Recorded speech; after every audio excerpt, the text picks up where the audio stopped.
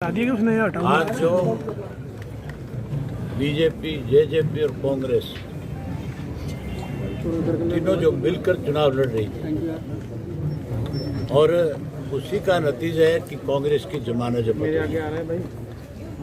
जिसके 35,000 वोट आए थे पिछली बार, इस बार उसकी जमानत जब्त। इसका मतलब ये तीनों मिलकर के चुनाव लड़े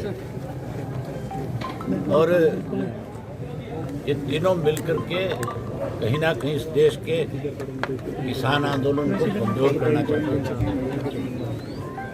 उस आंदोलन को कहीं बदनाम करना चाहते हैं, लेकिन लोगों ने इनकी मंशा पे पानी फेर दिया और तीनों के मिलने के बावजूद यहाँ सरकार को, कांग्रेस को, इसको जेजेपी को सबक सिखाया। जहाँ चुनाव में इनको मात दी, वही अब मुख्यमंत्री में अगर नैतिकता है थोड़ी सी भी, तो मुख्यमंत्री को अपने पद से इस्तीफा दे देना चाहिए। एक चुनाव तो मुख्यमंत्री तब हारा था जब ये अध्यादेश लेकर के आए थे तीन कृषि के काले कानूनों के, उस वक्त एक बाई इलेक्शन अब आ रहे हैं जब 1 वर्ष होने को हो रहा है इस आंदोलन।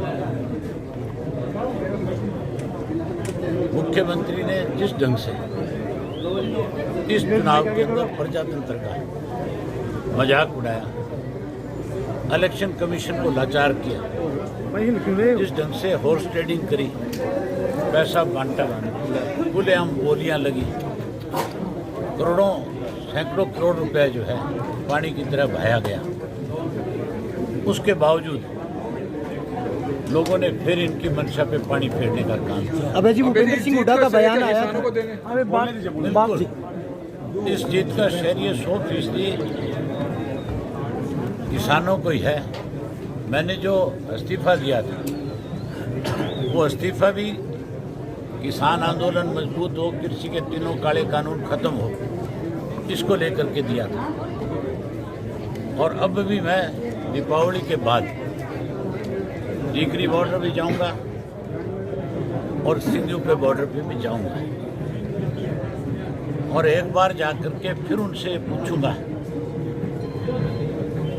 कि अगर कृषि के 3 काले कानून खत्म होते हो तो फिर कोई बड़ा फैसला लेना होगा, तो उस फैसले से भी नहीं हिचकिचाऊंगा। भूपेंद्र सिंह हुड्डा का बयान आया था कि सर वो जो बड़ा फैसला आप करेंगे, आप दोबारा इस्तीफा दे देंगे? अगर मेरे समर्थक कहेंगे कि एक बार फिर इनकी तसल्ली कराने के लिए इस्तीफा दे, तो फिर एक बार और। सर अजय चौटाला और दुष्यंत चौटाला ने पूरी कोशिशें करी ताकि आप चुनाव न जीत पाए, इस पर उनको कोई जवाब देना चाहेंगे? जंगल में शेर जख्मी तो हो सकता है, अरे नीचे करना, ऊपर नहीं करना, पर गिद्ध राज नहीं कर सकते।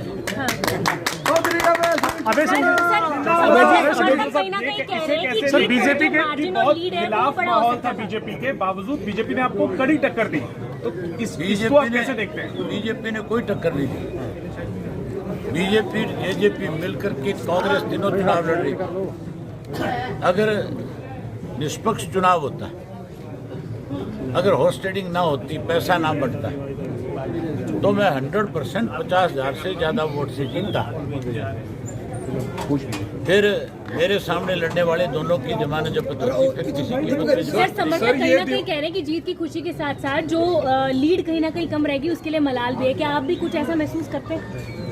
मुझे मलाल इस बात का है कि देश आज़ाद तो हो गया, लेकिन आज भी कहीं ना कहीं सरकार की गुलामी में जकड़ा हुआ है।